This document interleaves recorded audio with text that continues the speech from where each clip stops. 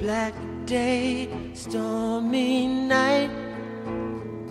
No love, no hope in sight. Don't cry, he is coming. Don't die without knowing the cross.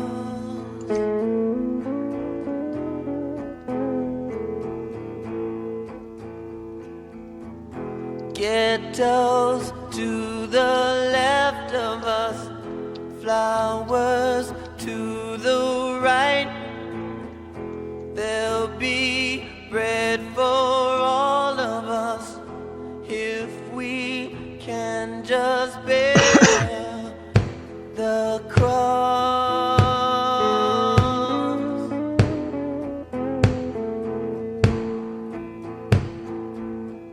Sweet song of salvation.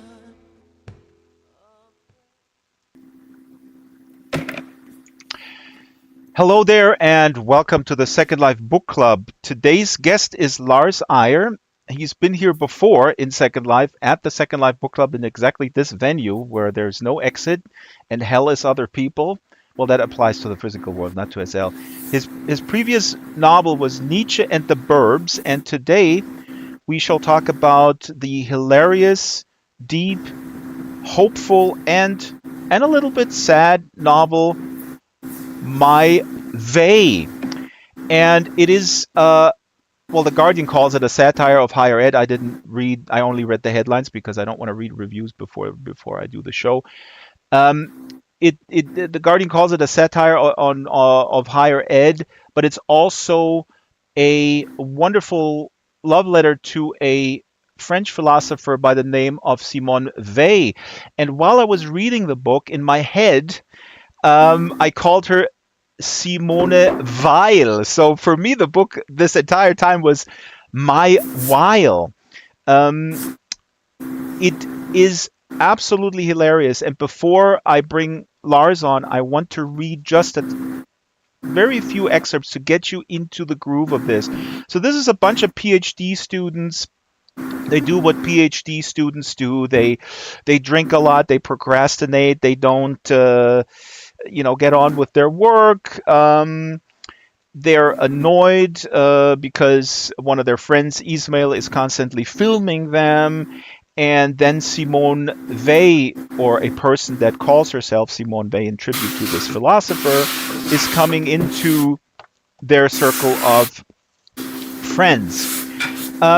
This excerpt is when the friends hang out and Ismail, who wants to be a documentary filmmaker, is constantly filming. Here it goes.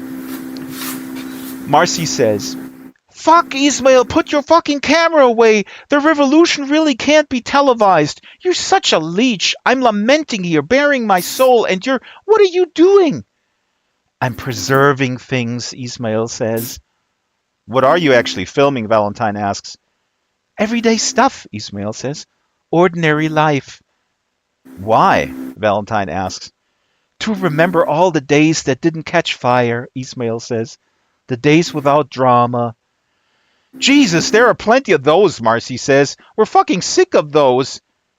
"I want to make an ordinary epic," Ismail says. "The story of nothing in particular." "That's all we need, an apologist for dullness," Marcy says. "Why do you have to film everything, Ismail?"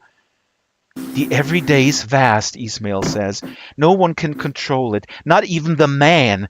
You can't direct the everyday, it barely exists, and yet it insists. It's there nonetheless." "What's there?" Marcy says. "Drizzle, roadworks, traffic jams, the same route we've traveled 50,000 times, the same fucking passengers crunching their fucking crisps. We're so immersed in the everyday that it's hidden," Ismail says. "We see through it rather than see it. We move through the everyday constantly. It's the medium of life. But we don't know it, and we don't know we don't know." "I know it, believe me," Marcy says. "The everyday is where life goes to die." "Things are happening all the time," Ismail says. "They're trembling at the edge of our awareness."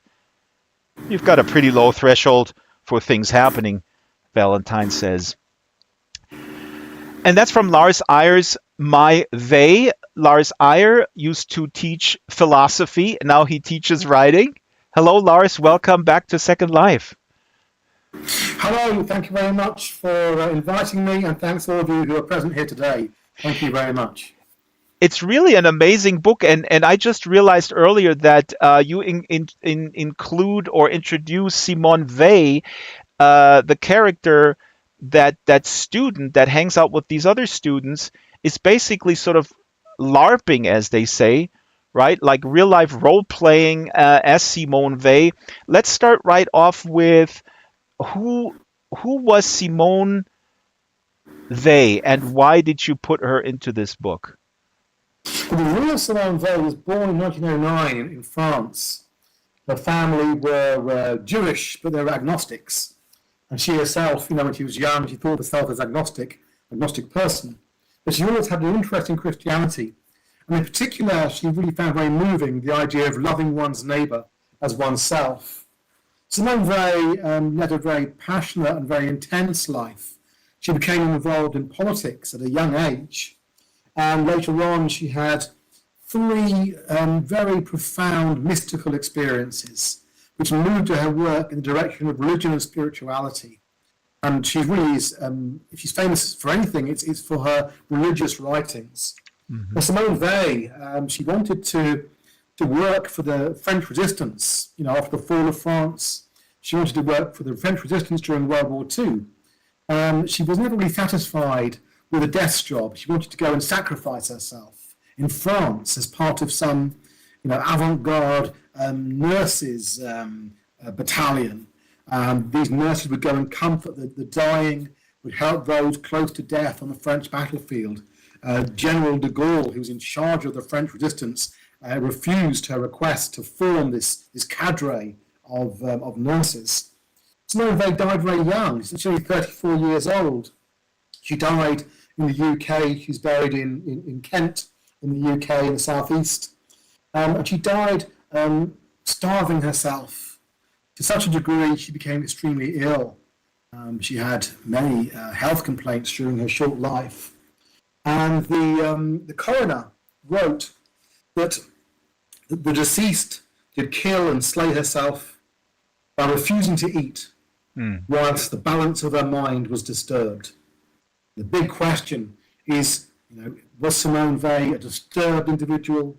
Was at the moment of her death, during her dying, was her mind disturbed? Or was her act of dying, as she said it was, a kind of solidarity with French prisoners of war? Simone Weil thought she should only eat as much as she imagined those French prisoners of war were eating. And as a result, she became famished, she died, and she's buried there in Maidstone in Kent in the UK. So that's her short life. Yeah. And during her lifetime, she didn't publish very much.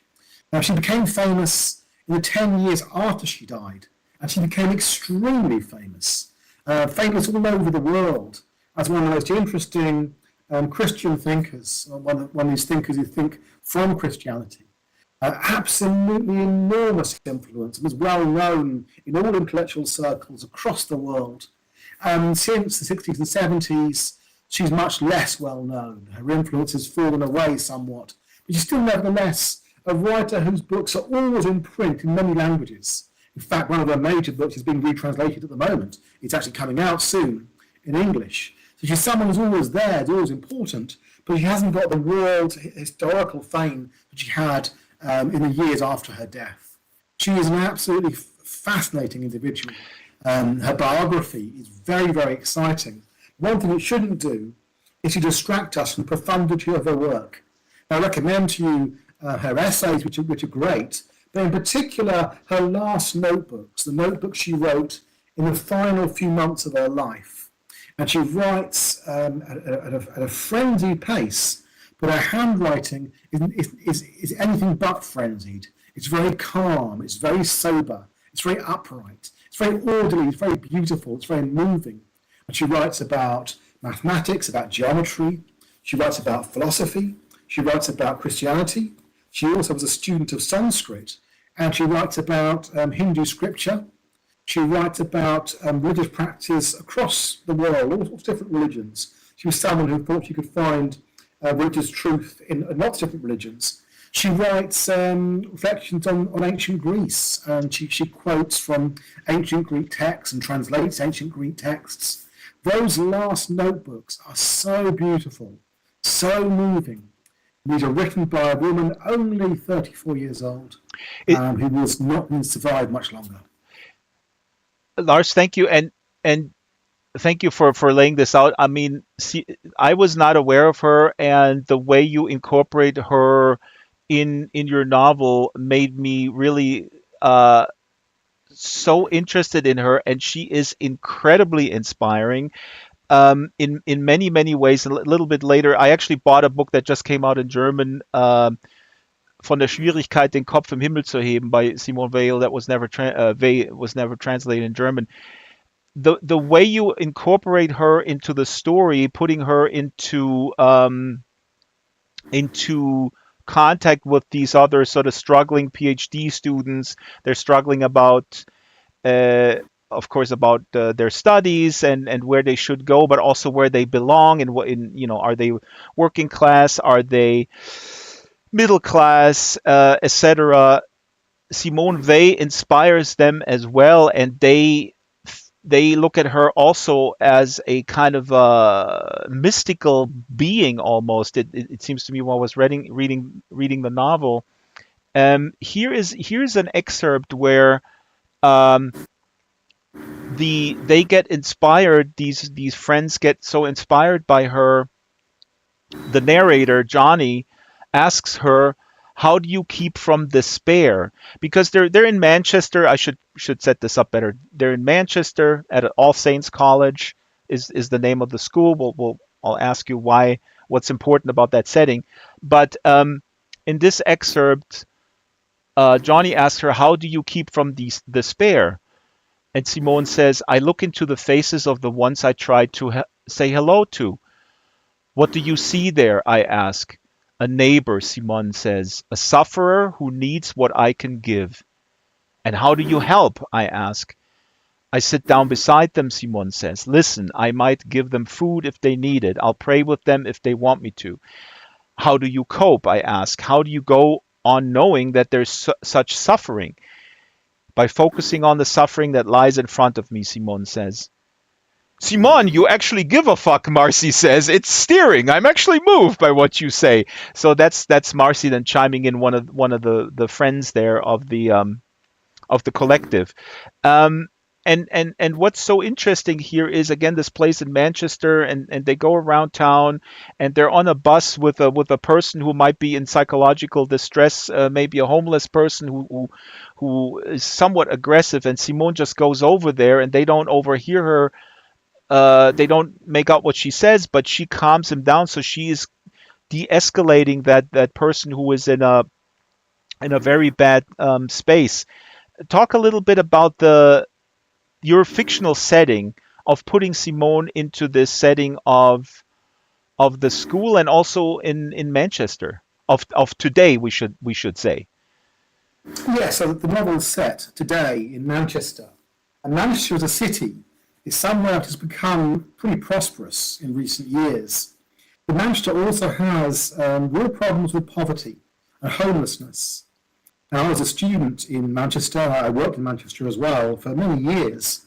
And almost all the incidents in the novel where my characters encounter homeless people in psychological distress, almost all of them are real. That I really experienced those things. Very, very distressing, terribly sad scenes. And likewise, the house in the novel is a place in which I lived. I lived in a house very similar to that. And this was a house which was in a part of Manchester, which when I lived there was on the borders between prosperous and a bit dodgy, a bit scary. You walk out the front door and there'd be all kinds of frightening things happening. People in obvious psychological distress, people who were street drinkers, people in despair. But I lived in that house with my landlord and other people who lived in Manchester at the time, from Manchester. And we took in people who were alcoholics. We took in people who wanted to change their lives. And we took them into the house and said, okay, you can stay with us, don't drink. Um, you feel welcome here, feel that this is going to be a very friendly and calm place for you. So in the house, we welcomed these people, often who had very tragic, very, very sad circumstances. So that was my experience, which lies at the root of my account of Manchester.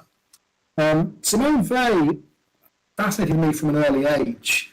I thought, well, this is a great opportunity for me to really get to know her thought, spend some time reading her work, rereading her work, thinking about her life. But of course, it's almost impossible to imagine what Simone Weil would be like in contemporary Britain. Yeah. Simone Weil, in that period, fascinates me, is intensely religious. She's also someone who's very, very serious and deeply committed to the lives of the poor. She's someone who really puts herself in a position of danger in helping. I mean, we should mention, I think you did mention it, that she actually went to work in a factory. That's the book that was just translated into German, where she talks about her experience in the factory with factory workers and talks about sort of the crushing of the soul of people who work in the, interestingly enough, what Marx would call Manchester capitalism. I don't know if that's if Marx termed it that way, but anyway, go ahead. Yeah, Marx visited Manchester. Engels, Marx's collaborator, was based in Manchester, well, near Manchester, for many years. So and Engels wrote a book called The Condition of the Working Class in England, which is all about Manchester. And actually, one of the parts of Manchester he writes about was called All Saints, and that's why I use that term for the university, which I discussed. So Engels was there. So yes, Simone Weil in real life, the real Simone Weil, was someone who wasn't content to stay in academia. She went to work in a factory doing tough manual labour. Simone Weil herself was very, very clumsy. She injured herself. She became exhausted. But she kept a diary in this period. And that's something which she said changed her life, changed her view of everything. She understood, she said, from working in a factory, what it meant to live as a slave. She understood slavery and exhaustion and suffering. And one of the things that the real Simone Weil is most famous for is writing about affliction, about physical and mental anguish at a fundamental level.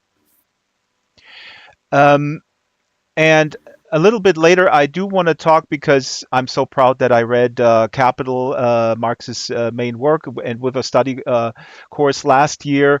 And while I deeply respect Simone Weil, now that I've gotten to know her a little bit through your book, I do want to later ask you about her stance towards Marxism, because as much as I admire her going into the factory and being in such incredible solidarity with the plight of the working class, in this book that was just translated into German, it seems to me that, I mean, for my taste, it's a little bit too reformist. She writes a lot about how to make the living conditions better without really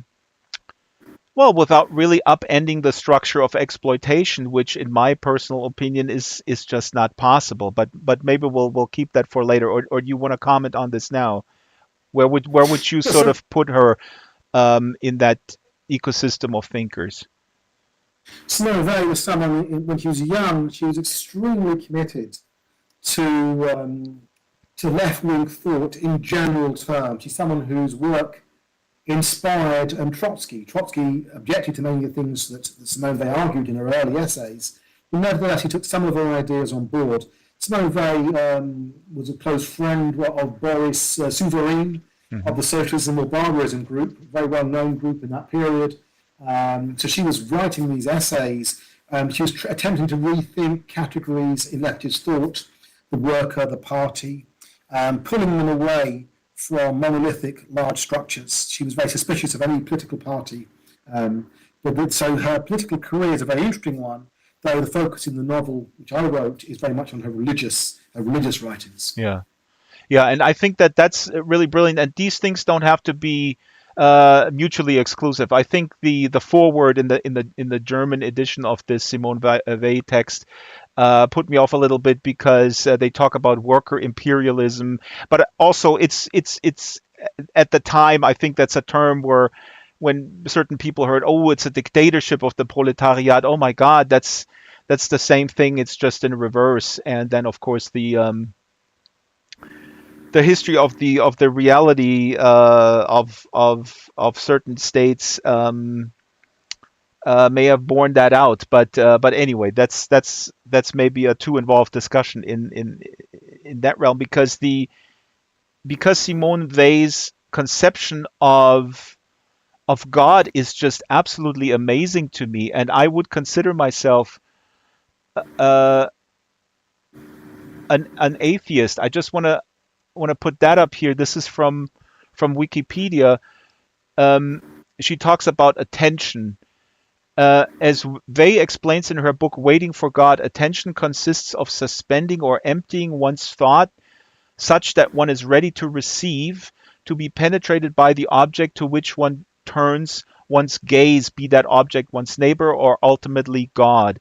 As Weil explains, one can love God by praying to God, and attention is the very substance of prayer. When one prays, one empties oneself, fixes one's whole gaze towards God, and becomes ready to receive God. Similarly, for Weil, people can love their neighbors by emptying themselves, becoming ready to receive one's neighbor in all their naked truth, asking one's neighbor, "What are you going through?"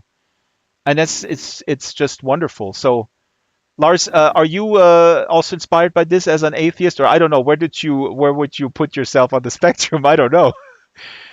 Well, I've always read Simone Weil, wondering what she meant by these terms. I think many of these terms you understand them by living them, and this is something which is although I'm very moved by what she writes, I don't live these ideas. These ideas are very, very moving, very beautiful. When I read them, I'm never quite sure what it means to live in that way, to, as she calls it, decreate oneself. The idea for Simone Weil is that the act of creation, the act of being created, is itself evil. The point is to try and decreate ourselves, to remove ourselves in many ways from the people we actually are, to purify ourselves. And one of the ways we can do this is through devotion to other people, to other people, people who are in suffering, people who are in need. If we serve these people, then we can pare ourselves down to a kind of divine nothingness that inhabits us, the void. And here I think of Mother Teresa, the nun who worked in the slums or with the children in the slums of the Calcutta in India. And Mother Teresa is very interesting because she was a nun, but she had a huge crisis of faith. And for a lot of her adult life, she could not believe in God, even though she was a nun. She simply devoted herself to serving people around her. Although she was actually experiencing private anguish, which is revealed in her letters. So these sorts of figures just interest me enormously. Yeah. One of the questions my characters around my character Simone Weil ask her is this desire for decreation, this desire to become nothing, to become no one, to be inhabited by the void. Isn't this a kind of death drive? That's the question my characters ask her again and again.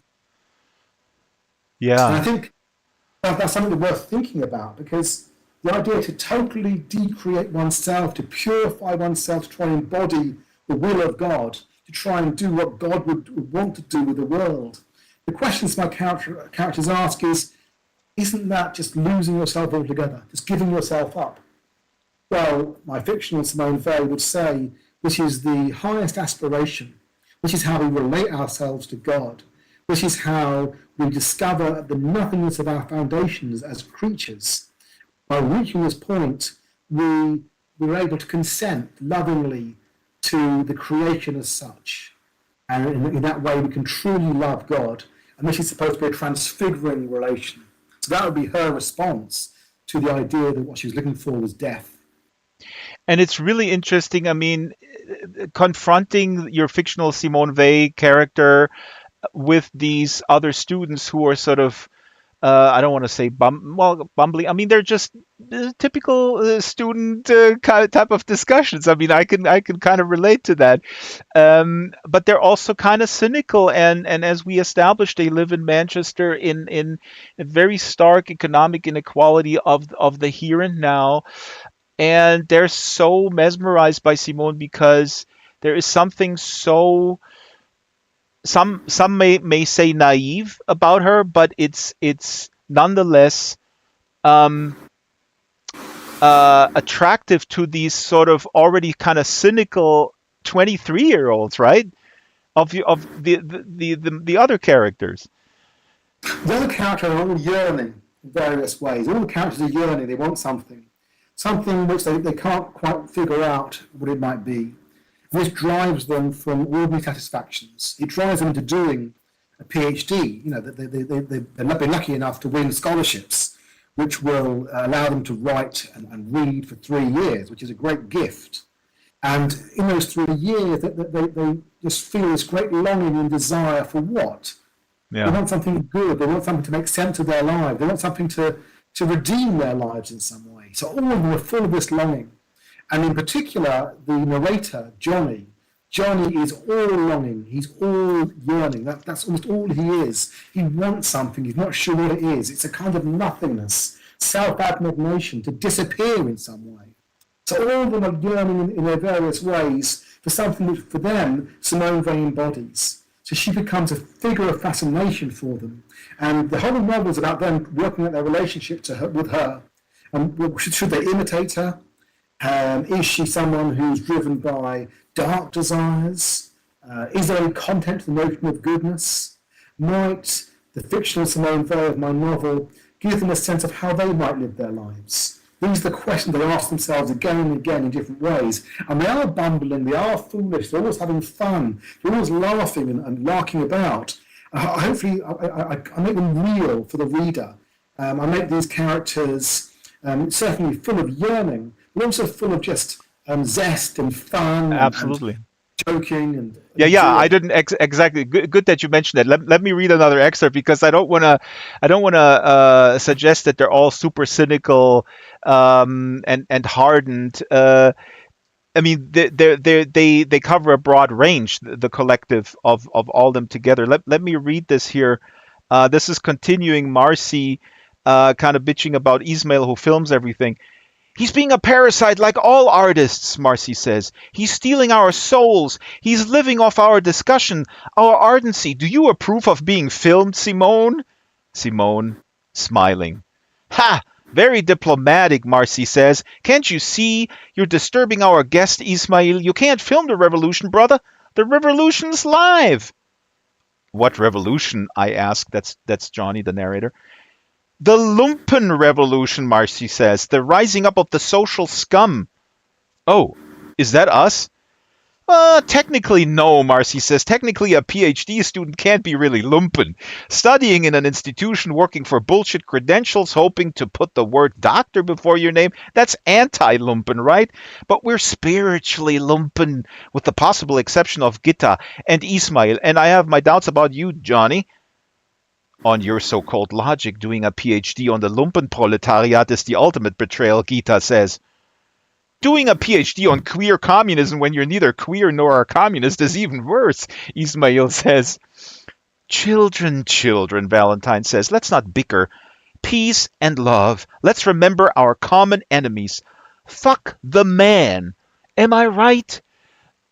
So this is from Lars Iyer's absolutely fantastic, wonderful, funny, sad, but beautiful book, My They, which in my head I called My Vile, and when it goes towards the end, actually the My Vile, which it was in my head because I mispronounced Simone Weil's last name, I pronounced her the German way, also makes sense, Lars, because My Vile is kind of like, I made sense of it by thinking, oh, Lars meant, take your time, reclaim your time. Right? Don't buy into the, for lack of a better term, and to simplify it, the rat race, I guess. So that's how I made it up in my head. But anyway, can you define Lumpenproletariat and then talk a little bit about the challenge that these um, characters face in putting themselves into or identifying with a certain class? I mean, this excerpt kind of shows that they have problems, or their challenge is, who am I? I'm coming from a certain class, but now I'm in school. I now left my class, and so that kind of identity challenge is I think also very common. Yes, my characters are working class. They come from the small towns in the UK, provincial towns, nowhere in particular. They haven't come from a background where their parents have been to university. They're not, they don't feel at ease in intellectual company. And much of the way they talk and behave, especially around their peers from other universities, for example, Victoria University, which is down the road from All Saints. And what we see in my characters is a real sense that they are a real sense of imposture. They don't feel they deserve their PhD scholarships. They don't really think they deserve to study. They always feel ill at ease with their being at a university and what that university demands of them. And you see them railing against the middle class. You see them railing against the students up the road from Victoria University, who are much posher than they are. They rail against assurance of all kinds. And a lot of the drama in the novel is about class and about how they don't feel at home in the intellectual world. At the same time, the characters they learn during the novel to become proud of their own fooling around, of their larking about, of their being mischievous. That notion of the lumpen, we have this in Roald Dahl's Charlie and Chocolate Factory, the Oompa Loompas. The Loompa here, the lumpen are mischievous. Right. Often in English, people think the lumpen are like lumps. They're grey and heavy. No, they're mischievous. And when Marx writes about the lumpen proletariat in his work, he's thinking of those individuals who don't really have a firm relationship to the working world. They might be pickpockets. They might be mudlarks looking for scraps of useful things on the mudflats of the Thames. They might be aristocrats who've lost all their money. They might be gamblers. They might be thieves. And I mean, for the modern or for the here and now, it also might be people in informal economy, maybe kind of. Not necessarily criminals. No, it's just people trying to get by who don't have the normal access to work, to jobs, who might not have degrees. Degrees now are so important for many kinds of work. So these are people just living hand to mouth, often working in the black economy. They might be fencing stolen goods. They're just generally people who are just trying to make do. And Manchester is full of those kinds of people, just trying to get by in one way or another, wheeling and dealing. That's the idea. What is so funny is that Jamonkey here in the local chat just put in the local chat, spiritually lumpen. And I know that he hasn't read the book yet. That's hilarious, Jamonkey. You gotta read it. Lumpensprung, lumpen energies, lumpen life, all terms that are used here. And here is a little excerpt of an exchange. Let me see if this is the correct one. Here we go. Yeah. They're on the bus and they see exactly, they're encountering this throughout the economic inequality in Manchester. People also drinking, they're referred to, or you refer to them as alkies. Although the students themselves drink, they refer to other people who are basically unemployed or homeless or petty criminals, as they might call them, as alkies. And here Valentine says, as they encounter a group of these people, maybe they'd recognize you as one of their own, Valentine says. Is there a secret lumpen password or something? The tragedy is how I could have lived, Marcy says. My people are semi-criminal. I'm from genuine lumpen stock. We're lovable rogues. Only some of us aren't that lovable. So what happened to you, Ismail asks. Catholic school, Marcy says. I got a scholarship. A tragedy. Valentine says. It's just brilliant writing, Lars. I mean, the book is brilliant, really amazing. Here Well, thank you very much. Yes, I met people like this in Manchester at the time. I lived in Manchester. I knew people who just got by in one way or another, and who lived very much in the present. If they had some money in their pocket, they were happy enough. They weren't planning ahead. They didn't have mortgages. They didn't have long-term worries. So I knew quite a few people like this. In the house where I lived, some of these people we took in were like this. So I was lucky enough to meet a good range of people in Manchester, not just academic types, not just the middle class types, but also people who weren't even working class, people who were beneath or at the side of the working class, who just got by as they could, just try to scrape by, doing this one day, doing that the next day, doing all kinds of dodgy things, doing Yeah. semi-legal things. So I knew these people. I mean, the interesting thing while reading this book, I also realized, and I talk about this a lot, and I'll keep it very brief because this is really not about me, but I moved to the United States as a young man. I worked in the music industry, and then when the music industry collapsed, I told that story a million times. I was down and out in the sense that I had no money and I had no work permit, and I started working jobs where I was put together with a lot of undocumented immigrants. And I would like to believe that me coming from a middle class background would have, established an empathy for the working class and for people who are just trying to get by, especially migrants, without that experience. But if I'm honest, I would say that this experience, really living it, kind of like Simone Weil going into the factory, certainly exposed me to something that most of the people from my milieu would never be exposed to. You know what I'm saying? Certainly, that's right. So these are very important experiences. I mean, I'm lucky enough here in Newcastle to have a broad range of people I spend time with. Really interesting people. Again, I know people who just get by on the margins of life, and these are very interesting people. How they improvise their way through life. How they don't have the normal assumptions of deferred gratification. But it also People strikes me planning. from your story, from your student days. I mean, would you say you have to?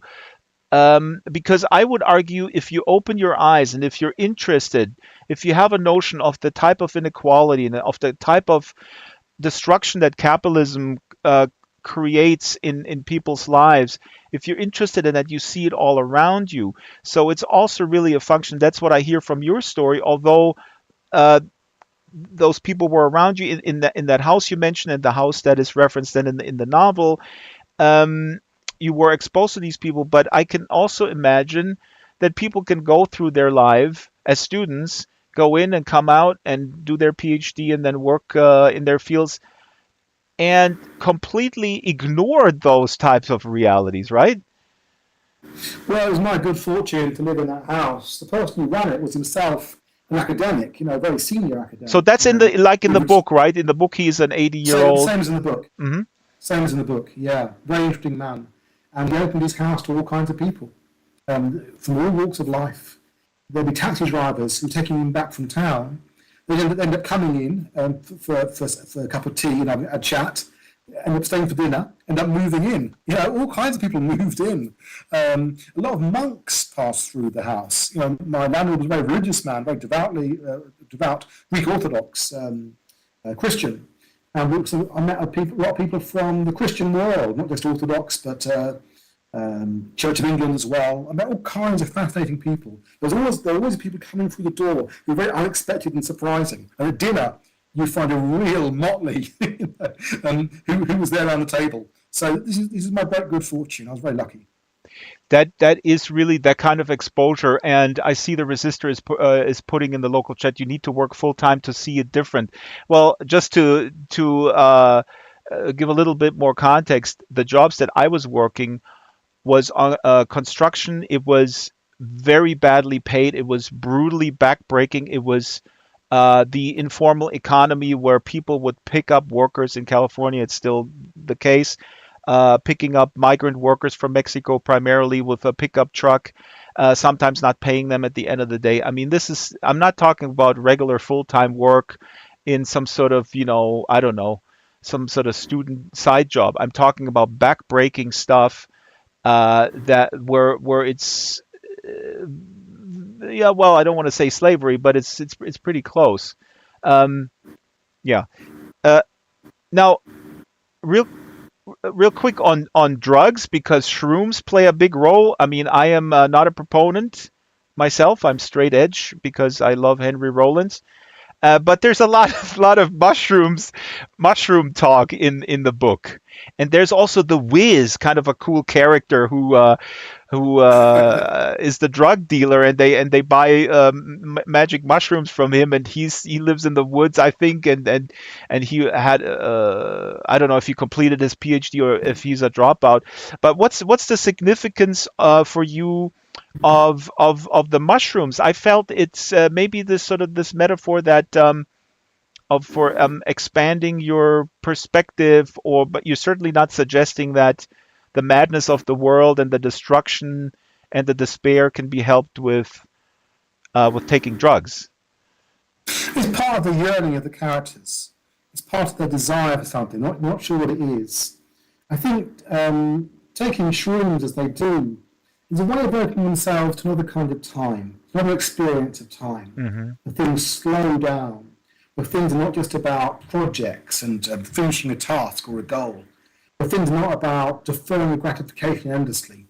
It's about now, right now, and opening yourself ecstatically to the moment. Right. So that's what shrooms are for my characters, and alcohol too. These what allow these moments of exhilaration, a kind of festival, the way in which ordinary concerns are put aside. And almost all societies throughout history have had moments like this, in the year, in the sacred year. Yeah. Where moments gather together as a group, and you find a way to intoxicate yourself and put aside your normal day-to-day concerns. So that's something my characters in all my novels really always look towards. They always want these moments of communion. Because these are not just private, solitary ecstasies. These are ways of being together. So they become a collective in a different way when they're all shrooming, when they're all taking drugs together, when they're all drinking together. They become a different kind of collective, an ecstatic one, who look beyond this world, who look into the sky and think about big ideas and big things. Now I want to take some shrooms, Lars. God damn it. We're talking about the excellent novel My They by Lars Iyer, and in the back of Lars is a little TV that incessantly plays the trailer of The Tree of Life, and also then Lars von Trier's The Antichrist, and also, of course, a bunch of Tarkovsky stuff. What's the significance of the Tree of Life movie? I actually have never seen it. Terrence Malick. I've seen a lot of Terrence Malick stuff, but is there the protagonists are big fans. It's referenced here and there, and then also, of course, the Tarkovsky movie. Tarkovsky, very important Russian filmmaker. Of course, did Stalker, based on Picnic am Wegesrand. What's the English title? Roadside Picnic. But anyway, what's the significance of throwing that into the story? Well, my novel is a retelling of the Book of Job in the Bible, and so too is Malick's film. So Malick's film Tree of Life has as its protagonist a character called Jack O'Brien, J-O-B, Job, and my character too. I forget who his surname is now, but he's Johnny Obiji, I think he's called. He's also Job. So for both characters, for both artworks, the story of Job, where Job asks, what's the meaning of suffering? This is the heart of my novel. It's at the heart of The Tree of Life by Terrence Malick. So Malick's film is all about this question of why is there suffering? Why do these things happen, which are so terrible? I should also say that the ending of My They, the long sequence at the end, is based in many ways on Tree of Life, and it's also based on Tarkovsky's film, The Sacrifice. So if you watch The Sacrifice, it's very similar to the ending of The Sacrifice, but it's also similar to The Tree of Life as well, the ending of that. And the ending of Tree of Life can be quite baffling. I won't spoil it for people who haven't seen it.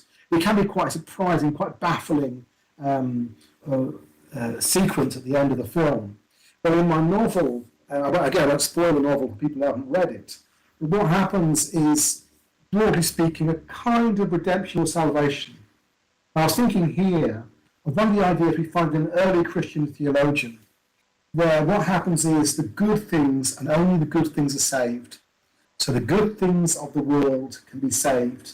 None of the bad things will be saved. Only the good things will remain. It's a very beautiful idea. Yeah. Everything good, everything worthwhile that's ever happened is being archived in some way. And that's what heaven will consist of, the good things. The ending of your novel is beautiful. I won't spoil it either. It's really beautiful. Here's another little taste of the flavor, because the protagonists, the collective, talk about the man all the time. Here's a quick excerpt about the man. The man and his cronies are just waiting for us to do away with ourselves prettily, for our entertaining little suicides, our cutesy auto deaths. They'll probably share them like they share puppy and kitten videos. Sure, we're in the crosshairs, but we're too cute to shoot right now. Anyway, we're not a threat. There are priorities elsewhere. Depression. Every anti-man thought we've ever had, sponsored by the man. Every anti-man sentiment we've expressed, man-funded, man-underwritten. Who is the man? The man's a nickname my characters give to an oligarchy, to a group of interests, a group of individuals who they believe rule the world. And for my characters, we can find this oligarchy passing through such entities as the Trilateral Commission, the World Health Organization, the United Nations, what else? The bunch of these the World Economic Forum. Also because the CIA, because they funded abstract expressionism. Sure, yeah. All these groups, for my characters, these are what they nickname with this singular word, the man. So the man's all this stuff. And as you say, the CIA funded the abstract expressionists. When I spent a lot of time in Ireland, and there's one street in the city of Cork in Ireland, and they're redeveloping it. And what they've done in Cork is raise the rents all over the city. So people's shops, which have been built up lovingly over time, were closed down. My sister-in-law, her shop was closed down, her vintage clothes shop. And in this street called North Main Street, having closed down by raising the rents all over the city, they wanted to attract in avant-garde, edgy, funky vintage clothes shops and vinyl shops. I thought it was so cynical and dreadful. They wanted to recreate what they destroyed as a kind of boutique, I thought that was just dreadful. They wanted to remake what they themselves had killed off, and this lively infrastructure of small shops. All the big multinational shops moved in and drove the small shops out of business. And then the City Council of Cork wanted to have this edgy little quarter of town and make it this vintage area, this vinyl records area. So cynical. Yep. You close down the good things. You try to reopen them as simulacra, as fake versions of what was once there, what was once thriving.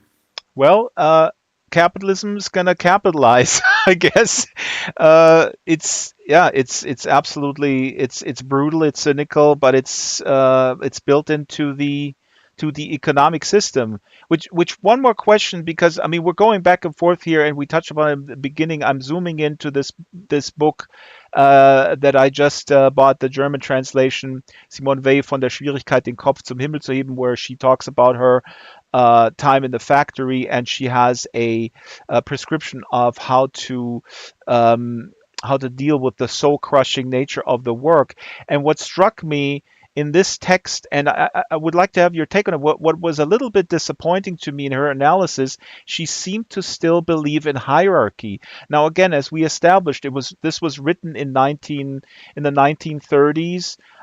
She could look towards the Soviet Union. She saw Stalinism, and she saw bad things happen after the revolution. From her perspective, I'm just speculating, but she, in this text, what I read out of it is that there is a place for different people still, and that was a little disappointing that she seemed to be um, believing in hierarchies, in the sense that some people are good workers and some people are good managers. It's almost, it sounded to me a little bit like, okay, we got to have sort of the professional managerial class. Uh, if we want things to work, and they have their problems too, which is true, but those are all functions of the superstructure. So anyway, it's going. Yeah, I'm not sure exactly what her argument is and that you're referring to here, but one of the very interesting book by her, which might be of interest to the people here, is her book on the abolition of political parties. It was recently Yeah. published by New York Review of Books. They have a book series. It's a very short book and has a very useful introduction, which provides good context, a good overview for political reflections.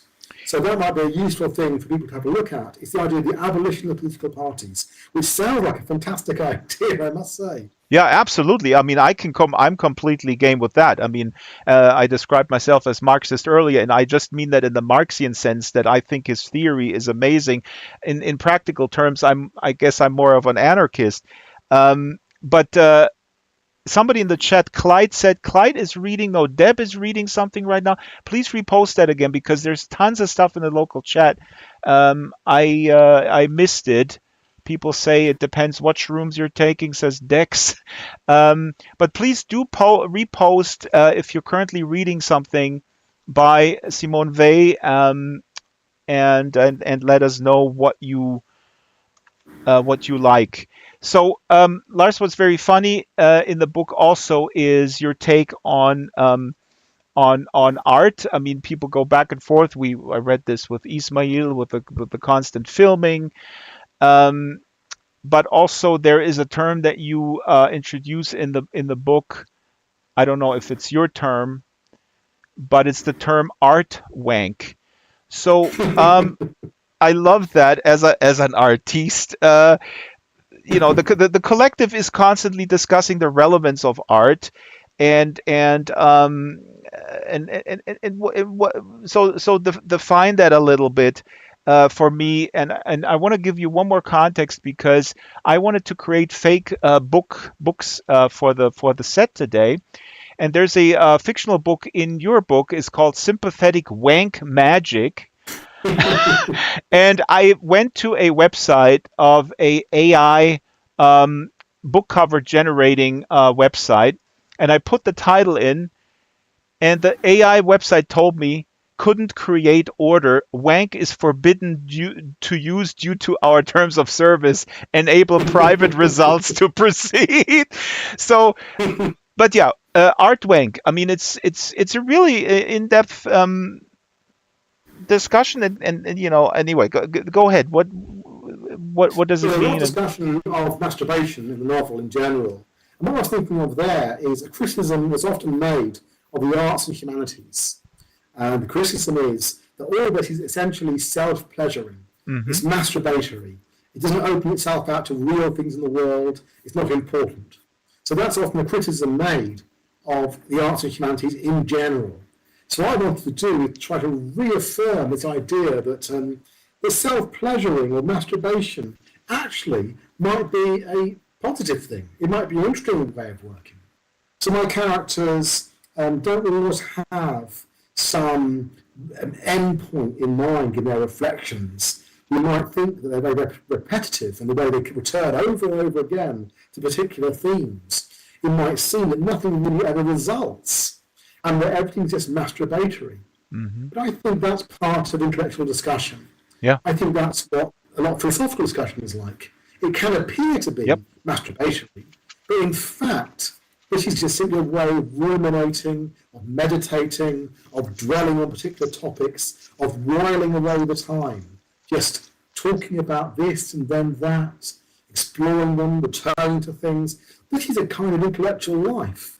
Arts and humanities, students, lecturers, which is pretty often the way in which we talk, it's exploratory, it's not results focused, but nevertheless it's important because this kind of talking permits a kind of questioning.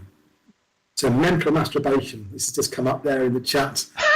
Well, the funny thing is, the resistor is from Germany, and he said, "Wank, I need to translate that. Ah, jerking." So he put it in Google Translate, I suppose. Sure. So I just think it's very Yeah, important to go ahead. affirm these practices. So it's important to, but now this is interesting because this is of course also now I'm going to put a term that maybe I coined. I don't know, and I don't have a slide for it. But after reading this, also what came to my mind is a term, and you can use it in your next novel, is the academic industrial complex. So Sure. what's hilarious is here that this college is they teach disaster philosophy. How did you come up with that, and what does that mean? Well, the Department of Philosophy, where my students are studying, has to reinvent itself. It has to be able to recruit students and put itself on the map. And this happened about 25 years ago in the UK. What you once called the music department at a university will suddenly become the International Centre for Music Studies. There's this kind of pomposity. Everyone's rebranding themselves. So philosophy at the university, the fictional University of All Saints, decides to rebrand itself as a place of disaster studies. Because they're opportunistic. They need to survive, they need to make themselves notorious. So they coin this whole idea of disaster studies and even have an academic conference on this topic. They have a conference that they have books reinventing disaster. I mean, it's just brilliant satire, Lars, because also the same, and I wasn't in Germany at the time, but we had this Bologna reform in Germany, and I think that's when it started too. And when I came back to Germany, I was really, I mean, frankly, appalled by this whole sort of neoliberalizing what I mean. We have a good public system; it's still kind of good, but it's pretty despicable how they were put into the position of having to sell and rebrand and be very aggressive. And then, of course, we got ranking. I don't know, in the UK, you probably have ranking as well. And while I was looking at Simone Weil's, while I was researching for the program today, I said it earlier, a YouTube ad came up for the local university, Ludwigs-Maximilian-Universität München. A YouTube ad came up for a new master study, philosophy, politics, and economics. Oh my God. So anyway, I don't know what I'm saying. That's a very popular degree program here in the UK, at Oxford and Cambridge. So most of our politicians, no matter whether they're left or right, they've come out of what's called PPE. So it's a hugely influential, important degree program. Is that also where the character business studies guy came into your mind? Because that's my favorite character. Of course, business studies guy is sort of hanging out with the collective, and they feel sort of sorry for him that he's so, gotten dragged into studying business and sort of wasting his life with business garbage. And then it turns out he may be more well versed in humanities than they are, and he kind of understands that, and it's fascinating because they look down, and I mean, I certainly in my high school career looked down on all the people I graduated with who went to study business. Although one guy did study philosophy, and then he went to Stanford, and then he became an executive at Bain Capital. So I guess with philosophy you can also go into it's kind of like your character business studies guy. But anyway, who's the business studies guy character? Who is he? Yeah, I like having these characters who are silent. So we never actually hear a business studies guy speak. Yeah, he says nothing ever. Yeah. The other people who are telling him things, they're instructing him what it might mean to be a real humanities student. And the business studies guy just tags along, says nothing. But as you say, in the end, he might be the really profound one. He might be the really interesting philosopher. I'm actually writing a novel at the moment, and the action of the novel is that they move the philosophy department into business studies. And a lot of the novel is the conversations of the head of philosophy and one of the business studies lecturers. And it turns out in this new novel I'm writing that she is much more profound than he is. You know, you get this switching over, a bit like the film by Ingmar Bergman called Persona, where the characters seem to switch personalities and their faces change. So the new novel I'm writing is exactly the same sort of idea. The business studies person is the truest philosopher. So doing business studies does not prevent you doing philosophy. And interestingly, back in the 80s and 90s, a lot of people from humanities went into business studies. They actually moved into business studies as a career move. They thought they'd be safe there. They couldn't find a job in philosophy or sociology, so they actually moved into this massively burgeoning area of business studies. So you'll find all kinds of interesting allies in business studies departments. You'd be really surprised at the people you find there.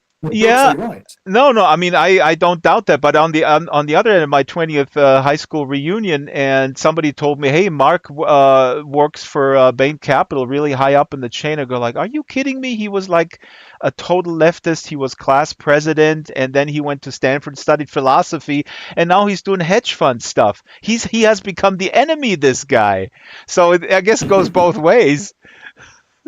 Sure. I mean, this is the way philosophy can work. I mean, it's a blank slate. Subject important in different ways. So, for example, in economics, there's very few more interesting thinkers, contemporary thinkers for me, than Michael Hudson, the economist, even the historian of economics. And he's the guy who has very strong influence on David Graeber. David Graeber's book on debt. And David Graeber's book on debt is fascinating. Yes. But Hudson is even more interesting. He's writing a series of books at the moment on economic history. So these areas like economics and business studies, you can find really interesting people working in them. Really profound work. So Hudson is fantastic in economics, and there are people working in business studies who really are worth reading. Andre Spicer is one of them. Carl Sederstrom is another one. There's a whole bunch of these people who are working from these subject areas, writing that business in a really illuminating way. I'm too ideologically blind, Lars. But you're opening my eyes. I might check him out. If you can put those names, or you can email them me later, and then I can contextualize and put it on the show notes, maybe, because sure. That is really interesting. I mean, I don't want to suggest that in these disciplines. I mean, I heard Adam Tooze speaking. I mean, Adam Tooze is not a business guy. But there's a lot of cross fertilization, and not everyone in a specific discipline is a saint or an enemy, as I said. Well, with the exception of my former classmate Mark. I don't know what happened. It's probably that his family said, it's enough with the fooling around with the progressives. Now, you gotta get into the hedge fund business. Maybe there was family pressure. Who knows? Now, question, Shyla, who is this? Well, I just want to, this is Shyla, because you know my history. I was in corporate America. Right. I worked really hard to do right. By my employees. It wasn't rewarded, right? It wasn't rewarded. You were a part of the PMC, but you've somehow escaped. Is that right? I did escape, but nonetheless, I think you can be in that environment and really try to represent your employees instead of just representing company goals, right? Which is to work employees harder. I just think it's hard. I just think it was not appreciated a lot, and it was not rewarded much. But I think, and maybe that's what we need more of. That everybody in every I agree, Lars, with you, and I want to get these notes too and see what is being written on this. I mean, Shyla, you're saying something important in the sense that we live in a certain economic structure that dominates everything, but that doesn't mean that people in different positions. I mean, I even know we talked about an HR person, right, last time, and that person seemed to have their heart in the right place, which is unusual. But I'm joking. But we can all do good, and that goes back to Simone Weil in a sense. Sure, absolutely. Yeah, that's exactly right. So it's It's very not just hard. waxing philosophically all the time, no pun intended, or I don't know if that's even a pun. Mhm. But actually hands-on talking to people. I mean, the one scene that you have where she de-escalates the situation on the bus really reminded me of this tragic incident in the New York subway several months ago, where this person who had an episode, maybe a schizophrenic episode, psychotic episode, was killed by a Marine, Jordan Neely. That case, people may remember that, and then reading Simone Weil, just going in there with her empathy and compassion, or whatever you want to call it. It's a situational. You can do good in any situation. Is the message here, I guess. Sure, but there's certainly naivety to Simone Weil in my novel. This naivety is something which might be regarded as being very positive. Simone Weil in the novel, she thinks of what she wants to do is do direct action. So direct action, working with the homeless, going onto the street. She's not trained in this. She doesn't really know how to do it. And in the end, well, I'm not going to spoil the ending, but it doesn't work out well for her. So there's naivety to this. There's also a glory in naivety, which is the idea which we get in Orthodox circles, particularly in Russian Orthodoxy, of the holy fool. Someone who doesn't really live caring for themselves in the usual way. Someone who puts himself at risk, often in acts of extreme charity, which might seem like total foolishness, but Yeah. nevertheless, we see in his actions a force for goodness in the world. Dostoevsky's novels are full of these people. Yeah. Now I got to read Dostoevsky, the Book of Job, maybe the entire Bible. Oh, well, Dostoevsky now, that's a whole universe, a wonderful universe. Well, I And have you to. do very much, I have Dostoevsky on my list, but not wasted. I spent a lot of time rereading Infinite Jest for the third time. But I know Dostoevsky is on my list. Tolstoy is on the list. They're on number. well, there they are.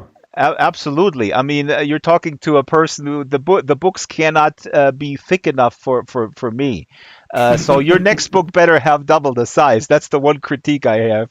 Well, the problem is, you see, the publishers will not publish anything around that. Is that The right? maximum yeah. Yeah. The maximum a publisher will go for is really about 100,000 words. Wow. When you go above that, you're going to have trouble getting published. That is interesting. I mean, that tracks with ever lowering attention spans, or what people may, or what publishers may perceive people want. I mean, Obama's autobiography is pretty big. The reason why I know it is because my dad gave it to my wife for her birthday, and I told her to get rid of it, but she didn't. We talked about that several shows ago, because that's another publishing issue with the industry, how much advances they pay to superstars, and then there's no money left to really develop new authors and diverse authors and marginalized. It's very hard for publishers to make a living, and especially smaller publishers. Oh yeah. The costs of printing a book with a lot of pages is simply prohibitive. Absolutely. For small publishers, it's very, very difficult for them to make a living. So there's some publishers. There's one publisher in the UK called Galley Beggars. And they published a book of 1,000 pages, which almost bankrupted them. What was very fortunate was that book won the Booker Prize. So great, But it's very, very hard for these small publishers to publish anything of length. So I'd love to write a novel of about 2.5 times the length of My Way. I would love to do that, but I don't think I'm going to get an opportunity to do I so. will connect you to Rick Harsh, who was on the show a few weeks ago. He runs a small press out of Slovenia. He's very successful with it, and he actually republished Roberto Arl's the Flamethrowers, which was not available in English translation ever. It's available in German translation. It's an Argentine author from the 20s and 30s, and he publishes gigantic big books, 500, 600 pages on average, and it works. It's fascinating. I mean, I don't know the details, but that is someone that I'll connect you. Maybe you can talk to him as well. But I understand. I mean, with small press and with paper prices, the Obama example is more an example of the consolidation and monopolizing of the big publishers and how they sort of dominate the whole scene, which is the other big problem. But the other side of that, we've got a really thriving independent book press. That is So right. things are exciting. Yeah. So my publishers, Melville House, for example of this, all kind of interesting publishers, and their work is successful. Here in the UK, you have Fitzcarraldo Press, and they managed to publish all the Nobel Prize winners, and they're expanding and expanding. This was a labour of love. I remember meeting the person who started it, Jacques, and Jacques was telling me we call it Fitzcarraldo Press after the Herzog film because the task of launching a publishing house is so hard. It's like the task which Werner Herzog, the filmmaker, undertook to push this paddle steamer boat thing over a mountain. Yeah. So we live in a time, okay, you've got the big five publishers in the English-speaking world. We also have this amazing ecosystem of smaller presses. You do, exactly. And in Britain, we had people from Influx Press. I'm talking to Comma Press. Comma Press is doing amazing stuff. They have Absolutely, yeah. I have a book about with Palestinian writers. I mean, really niche stuff, absolutely amazing, and they somehow survive. I always assumed that printing on demand is that huge revolution that kind of brings down price, but I don't know. I mean, this is not an area of my expertise.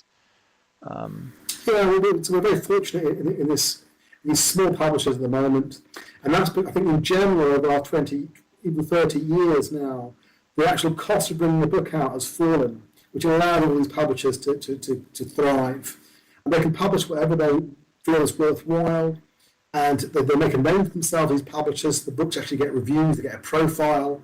So these are exciting times, I think, for publishing. Yeah, but then but then why don't they bring out, like you say, some publishers say, oh, you gotta stay under what the word count was. Why don't they then bring out like 6, Infinite Jest type size? Sounds good. Sounds good. They should, but I don't see that either from these awesome niche publishers, the big ones. Why do you think that is? I mean, you've got, I think, what was it, Galley Beggars, they brought out a few very long books, and they'll do it, but at considerable risk for them financially. And these publishers are amazing people, but they're running things on their credit cards. They're putting they're remortgaging their houses to bring out these books. So they do already a great deal, and it's great to see them rewarded. It's great to see them do well. Whenever a book like Fitzcarraldo succeeds, whenever they find the next Nobel Prize winner and publish their work, this for me is something which lifts all our boats, all of us who publish in the independent world. Absolutely. So I think we live in exciting times for the work for publishing. I couldn't agree more, and it's now you mentioned another press which I have to look up. Fitzcarraldo, God damn it! I'm completely impulsive buyer. It's not good for my wallet, but it's good. I mean, these people are real heroes because we do go towards this incredible monoculture, but like you said, at the same time, it's a golden time for real niche, absolutely quality stuff, and you can seek it out and you can get it shipped to you. But it's also dangerous times. Do you want to comment real briefly on AI? Because I mean, we talk about this frequently, and Shaila and I, who helps me prepare the program, we are convinced that the danger of AI, among the other dangers of exploitation and etc., is that it has the allure to a lot of people that it is enough to feed their needs for entertainment, and it will essentially in the long run destroy the very important activity of creating art, amateur art, or whatever it is, and then we will all die. Anyway, what's your Well, take so on AI? the thriller genre. I think of the genre of a thriller. Often thriller works, crime novels are written to a formula. If there's a formula, then AI can come along and write things to formula, no problem. When it comes to literary fiction, I think it's much more difficult to envisage interesting work from AI. I mean, I don't know. I can't see it.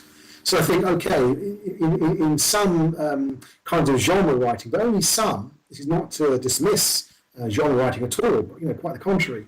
But in the more formulaic parts of genre writing, then okay, AI can reproduce it. And likewise, I think in the more formulaic parts of literary writing, I can imagine again AI writing polite novel set in posh parts of London, people having affairs in the standard literary fictional mode. Yeah. I think if you're not writing in a formulaic manner, then I think I you're agree. okay. I agree with you 100%. But, and that's maybe where I'm way more cynical than I like to believe, is that I just think that it's probably in our dopamine culture, that kind of replication of formula is maybe enough for people. I know a lot of people that I talk to say, "Oh no, Drax, it's going to be a complete renaissance of people really appreciating good."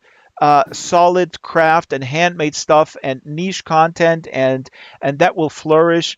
And I'm just not so sure, because also in the ecosystem where that stuff gets expensive, I don't know. Well, think of the culture of podcasts. The most popular podcasts are very long, often 3 hours long. I don't know people who watch normal TV, really. I mean, people might binge watch TV series, but generally, the form of culture a lot of people I know and consume, and this includes people from all walks of life, is podcasts. And they're listening for 2 hours on all kinds of subject areas, taking notes, and getting together to discuss those things with other people. That's So true. there's a dopamine culture, certainly. It's very distracting. It's very difficult to focus your mind sometimes. But podcast culture is really pretty exciting.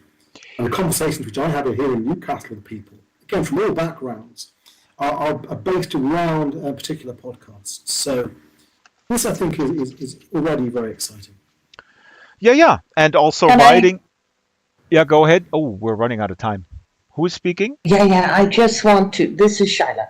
I just want to reverse the question maybe on AI, which is as schools fund creative arts less and less, does AI fill that gap? And because I believe the creative aspect of humans is very important for expression.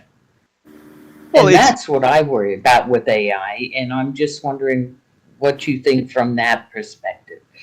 Will the next generation know really that creative expression? You know what? May I make a comment on what your comment before Lars answers that?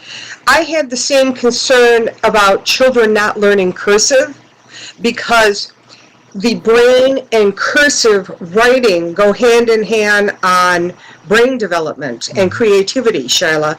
And so you're bringing up an incredibly important part, and it's not just creativity, it's the act of physically writing, physically painting, physically creating art, and That's what it does for exactly, brain you development. guys are way more eloquent and concise than I can ever be, because that's exactly what I wanted to express as the main worry. And then in terms of content, I just think most people will consume stuff like that because it's good enough for them. And an artistic expression is essential to remaining human. I don't know. We have a philosopher in the house, Lars. Well, I mean, last time I came on the show, actually, I remember we were discussing technology. And I was saying, my work is all written by hand. Everything I write is handwritten. It's typed up at the end, but it's all handwritten. And I live a very, very low-tech life, as low-tech as I possibly can. Yeah. I don't have a TV. I barely use, I use a computer only if I have to. Everything otherwise is done, in notebooks. It's written. And likewise, my children, they don't use computers if I can possibly help it. The old one, he watches a bit of TV now, but there's no TV in the house. There's nothing for them in those terms. There's no computer games, none of these sorts of things. Very little internet. I don't want to see my children. I don't want them to see me on the computer. Yep. So there are choices that can be made like this, and there are other people making these choices. That's So I true. think, That's yeah. true. So there's all kinds of people who are living these ways. My youngest son, he's home educated. He doesn't even go to school, because if he goes to school, all they do is put iPads in front of him. They use this. My youngest son's disabled, and they use iPads for disabled children to just to distract them, to dumb them down, To keep them to quiet, essentially. Yeah. keep them quiet. That's what Yeah. they do, and it's so scandalous. It So is. for me, It should be really shunned. But we have normalized it in society. This is a big topic, and we're running out of time. And I don't want to shut things down because I don't want to talk about it. This is a really important thing, and I think we should do a special show about it. It has nothing to do with being a Luddite or being anti-technology. It's really just about technology ownership and how it's being used. Period. I want to ask one quick question because I'm, of course, hugely obsessed with David Foster Wallace's Infinite Jest, which also plays into that thing. But in your book, badminton plays a certain role. Wallace, of course, tennis has a certain role. What is the role of badminton? well, that's one of these things you do in comedy. Something which is a bit silly, like badminton. Yeah, it is pretty silly. It's kind of silly, it's a silly sort of sport. And you take it with high seriousness because it's funny, or supposed to be funny. So it's treating, in novels I write, you have very serious things which are treated in a very comic way, and comic things which are treated in a very serious way.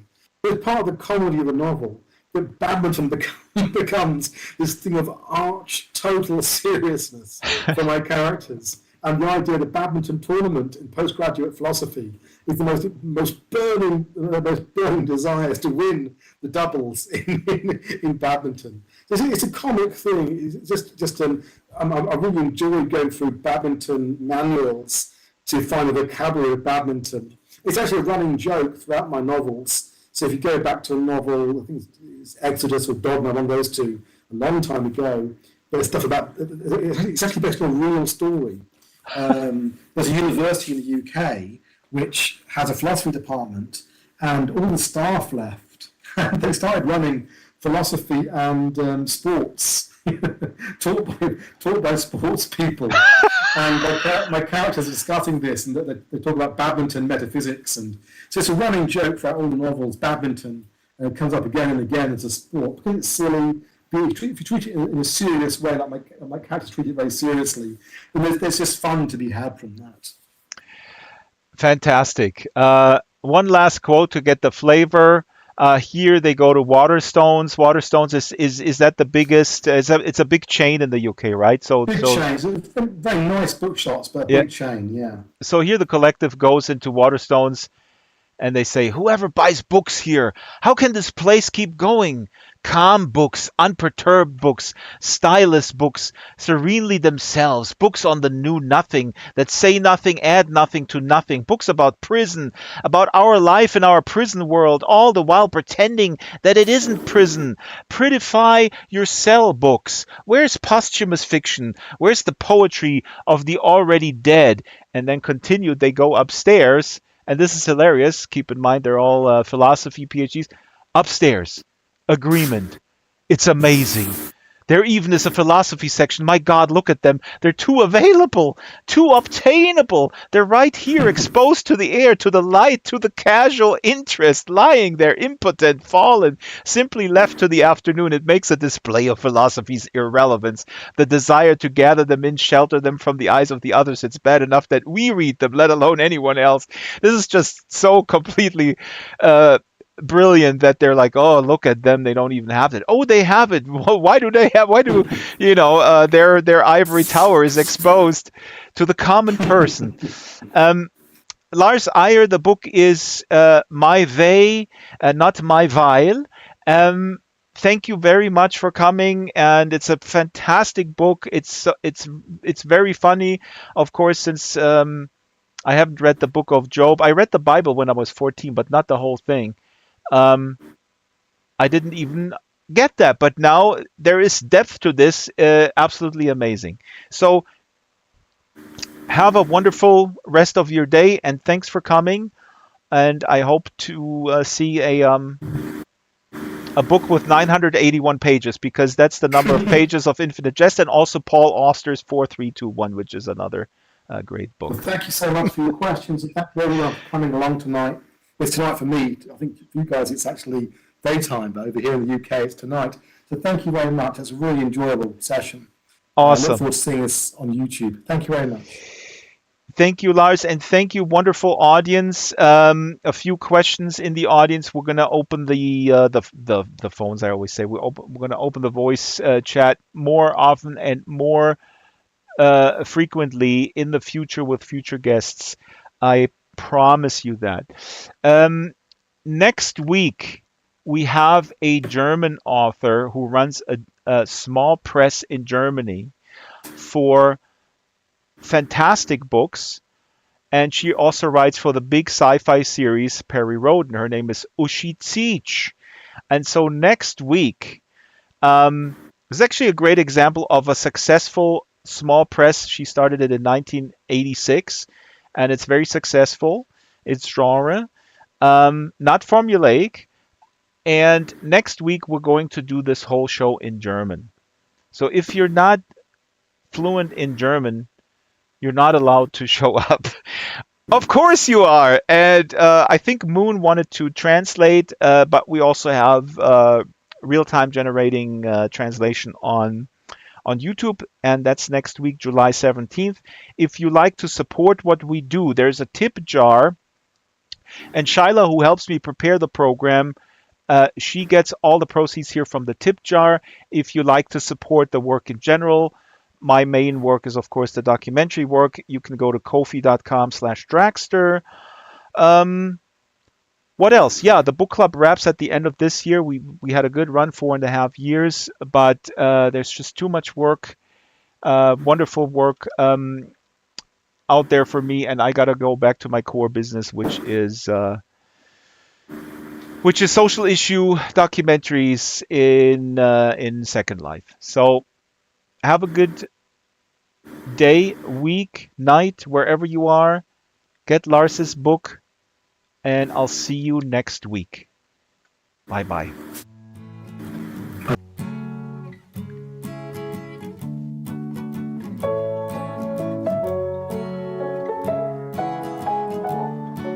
We're all thrown into it, one way or the other. We all try to steer it as straight as we can. Sometimes we collide with each other. Who is to blame, and who's gonna fix the boat? Life, oh life, there's nothing to fear from your life. Let me know if I can be of any help. Life, you and I, let's try a fresh start today. What do you say? Let's close the door on the past.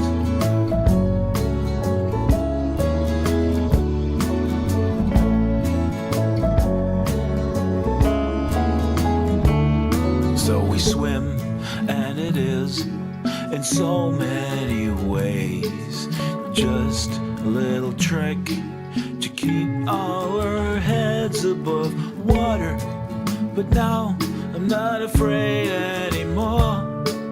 Life, oh life, there's nothing to fear from you. Life, let me know if I can be of any help. Life, you and I, let's try a fresh start today. What do you say? Let's close the door on the past. Oh life, there's nothing to fear from your life. Let me know if I can be of any help. Life, you and I, let's try a fresh start today. What do you say?